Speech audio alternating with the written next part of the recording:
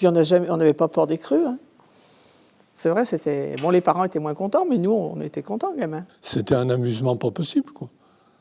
Parce qu'en barque, on pouvait aller dans des endroits où on allait, où d'habitude, il n'y a pas d'eau. La première crue, c'est celle de 1957 qui m'a le plus marqué, puisque j'avais 9 ans à l'époque. J'habitais à quelques mètres du Rhône quand il est arrivé sur le bord de Vernaison. Il a inondé tout le bord de Vernaison.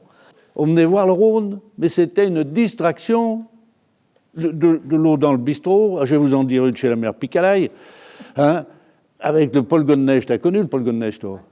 Le père Picalaï, là-bas, il dit « Oh de Dieu, j'ai pas levé la friteuse. » Je dis « Casse-toi pas la tête, Marius, on va te lever la friteuse. » On prend la friteuse avec le Paul Godneige. Les pieds de la friteuse, tu sais, c'est haut la friteuse, tu sais, lui il est en haut. Vois-tu pas qu'on culbute la friteuse dans la baraque? Oh mon pauvre, un bouillon gras. Et on était une vingtaine là-bas qu'on buvait des canons au bar. La vieille, les cuissardes, servait à boire. Elle n'avait jamais tant vu de fait de recettes quand il y avait le Rhône était haut. J'ai vécu, j'habitais en bas d'Irigny, au Célette, là. Et mes parents avaient un restaurant et on avait 2 mètres d'eau dans la maison.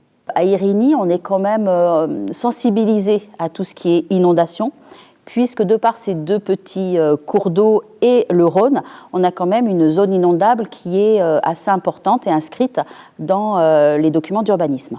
Effectivement, c'est quelque chose que les gens n'intègrent pas forcément quand ils arrivent.